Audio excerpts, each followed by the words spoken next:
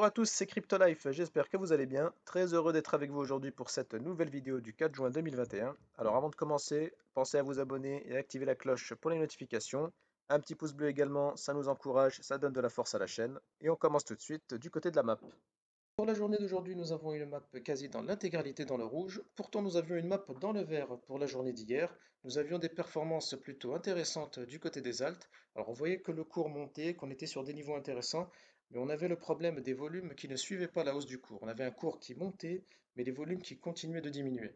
Et vous le savez, dans ces cas-là, c'est généralement annonciateur d'un rebond plutôt que d'une reprise de la tendance haussière. Et on le voit avec la map d'aujourd'hui, avec un BTC à 36 648 dollars qui perd plus de 5%. Un Ether à 2628 dollars qui perd plus de 6%. On a le Link qui chute sous les 30 dollars qui perd plus de 11%. Un BNB à 384 dollars qui perd plus de 9%. ADA Cardano à 1,68 $ qui perd plus de 8%. Et enfin, on va terminer avec le Sol qui limite la casse et qui est à 35 dollars et qui perd un peu moins de 2%. On a également eu des news qui ont pu contribuer à la chute des cours d'aujourd'hui et c'est ce que nous allons voir tout de suite ensemble. Et on commence sur Twitter, alors n'hésitez pas à nous rejoindre, c'est là où on est les plus actifs et les plus réactifs. On relate et on retweet les informations les plus intéressantes et les plus pertinentes au cours de la journée, ainsi que quelques graphiques. Et la news du jour, ce sera ce tweet d'Elon Musk. Alors Elon Musk qui nous a tweeté hier soir, un tweet avec hashtag Bitcoin suivi d'une émoticône d'un cœur brisé, avec un mème sous fond de rupture amoureuse, suivi d'un deuxième mème. Et sur ce mème, on a un couple où on voit la femme qui dit à l'homme à travers l'écran qu'il lui manque, et elle lui pose la question pourquoi il est en train de pleurer. L'homme lui répond que c'est parce qu'elle lui manque. Et en fait, il est en train de regarder le cours du Bitcoin en train de se cracher. Et je trouve ça bizarre qu'un homme comme Elon Musk continue de troller et de manipuler ainsi le marché. Elon Musk, c'est tout de même l'un des hommes les plus riches et les plus influents de la planète. Alors est-ce qu'il n'y aurait pas derrière tous ces tweets un réel projet qui soit en train de se préparer? On l'a vu dénoncer récemment l'impact écologique du minage du BTC sur l'environnement. Est-ce qu'il n'y aurait pas un projet qui serait en train de se préparer sur un minage plus écologique ou un tout autre projet en rapport avec les crypto-monnaies? On serait en droit de se poser la question, et on continuera de suivre tout ça. Alors est-ce que c'est le tweet d'Elon Musk qui a provoqué la chute des cours aujourd'hui? Je ne pense pas qu'il soit entièrement responsable. On a vu sur le Bitcoin qu'on était sous la résistance des 40 000 dollars et qu'on avait très peu de volume ces derniers jours, donc on pouvait s'attendre à un rejet dès qu'on en atteindrait cette zone de prix, mais je pense que son tweet a joué le rôle de catalyseur et qu'il a accentué la baisse qu'on a vue aujourd'hui. Allez, on continue avec les autres news de la journée. On continue les news avec Jesse Powell, qui est le cofondateur et PDG de Kraken, qui nous explique que le Bitcoin doit être considéré comme un investissement sur 10 ans. Il souligne que les gens en fait ne devraient pas jouer leur argent sur le marché des cryptos, mais plutôt traiter le Bitcoin comme un investissement à long terme. Il souligne qu'il ne faut pas investir plus que ce que l'on est prêt à perdre.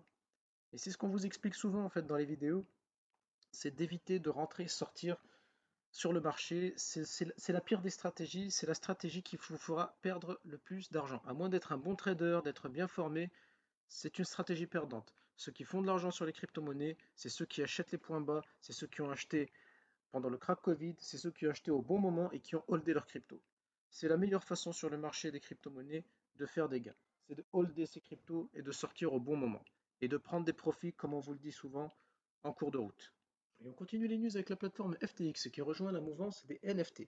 En effet, FTX donc lance à son tour une place de marché pour les tokens non fongibles. Ce qui est intéressant avec cette plateforme, c'est que les NFT pourront être échangés contre des biens physiques ou des expériences du monde réel. Alors ces NFT, vous pourrez les échanger par exemple contre des casquettes, des suites ou des t-shirts portant la marque d'FTX, ou bien vous pourrez même les échanger par exemple contre un déjeuner avec le PDG d'FTX. Et je trouvais cette idée plutôt intéressante. Allez, on passe tout de suite du côté des graphiques.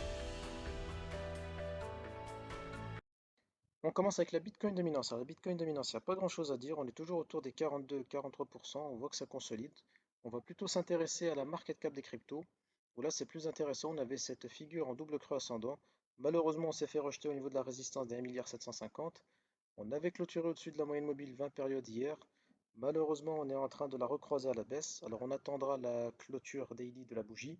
Si on croise en dessous, pourquoi pas aller retester cette oblique, puis rebond et repartir à nouveau tester la résistance des 1,750 milliard. On espère qu'on aura un retour des volumes parce que c'est ce qui pêche actuellement sur le marché des cryptos, c'est le manque de volume. On va s'intéresser également à la market cap des alts où on voit qu'on a une configuration graphique similaire avec un double creux ascendant. On s'est fait rejeter sur la résistance des 1 milliard. Rejet, on repart à la baisse, on recroise à la baisse la moyenne mobile 20 périodes. On attendra la clôture daily de la bougie. Si ça se confirme, pourquoi pas retester cet oblique là qui fait office de support pour repartir, puis rebond et repartir à la hausse pour retester à nouveau cette résistance des 1 milliard.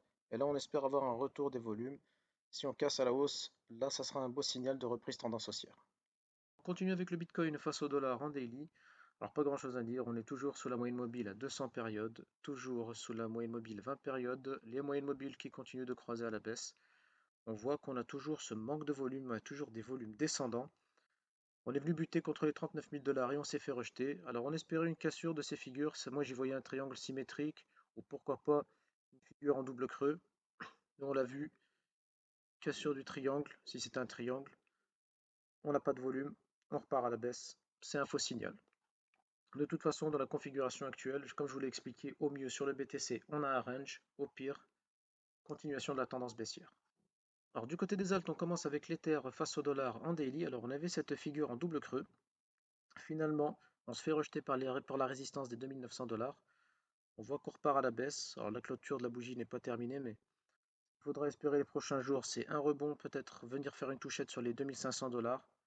Hop, un rebond, on repart à la hausse. Pourquoi pas revenir tester cette zone des 2900-3000 $ et cette fois-ci avoir des volumes ascendants. Et là, si on casse avec des volumes, ça pourrait être un signal intéressant. Pour l'instant, la configuration de l'Ether est plus haussière que la configuration du BTC. Et on a vu que l'Ethereum était prêt à surformer le Bitcoin. Donc on attendra les prochains jours pour voir si on peut espérer une reprise de la tendance haussière du côté de l'Ether et des altes. Et on va terminer avec le BNB et le Cake. Alors le BNB, je vous l'avais montré hier, on avait une configuration plutôt intéressante. On avait cassé ce triangle symétrique, cassure à la hausse. Alors il n'y a pas beaucoup de volume. Comme je l'ai dit, les volumes, c'est ce qui pêche un peu sur le marché des cryptos ces jours-ci. Et malgré tout, on a vu quelques bougies vertes pour repasser au-dessus de la moyenne mobile 20 périodes. Aujourd'hui, une bougie rouge. Alors la bougie n'est pas terminée. On voit qu'on fait une mèche sur la moyenne mobile à 20 périodes. On va attendre la clôture daily, mais pourquoi pas rester au-dessus des 400 $ et repartir à la hausse. Ça serait pertinent. Si le Bitcoin reste en range, c'est tout à fait possible. Et pour finir le cake face au dollar en daily, alors même configuration que le BNB, je vous l'avais montré hier, on avait eu la cassure de ce triangle symétrique. Cassure à la hausse. Alors, même problème de volume, très peu de volume, mais on avait cassé à la hausse. Aujourd'hui, journée baissière, on revient tester cette résistance des 20 $ et on revient tester la moyenne mobile 20 périodes. On va attendre la clôture daily, pourquoi pas clôturer au-dessus pour ensuite repartir vers notre objectif des 26-27 $. C'est tout à fait pertinent. Alors pour conclure la vidéo, on a vu qu'on a un Bitcoin toujours bloqué sous sa moyenne mobile 200 périodes et la résistance des 40 000 $. On a vu qu'on a fait une touchette aux 39 000 mais qu'on s'est fait rejeter. On a également eu droit au petit tweet d'Elon Musk que je pense qui a favorisé et catalysé cette baisse du marché crypto aujourd'hui. Et on a vu qu'en ce moment la corrélation entre le Bitcoin et les altcoins est très forte. Cependant, les altcoins sont dans une meilleure configuration que le BTC. Alors ce week-end, ce sera plutôt calme, il n'y a pas les institutionnels. Ce qu'il faudra espérer en début de semaine, c'est pourquoi pas le Bitcoin qui reste en range et on pourrait avoir alors à ce moment-là une reprise sur les alts.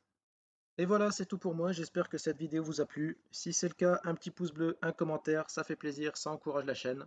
Et sur ce, je vous dis à demain pour une nouvelle vidéo. À bientôt!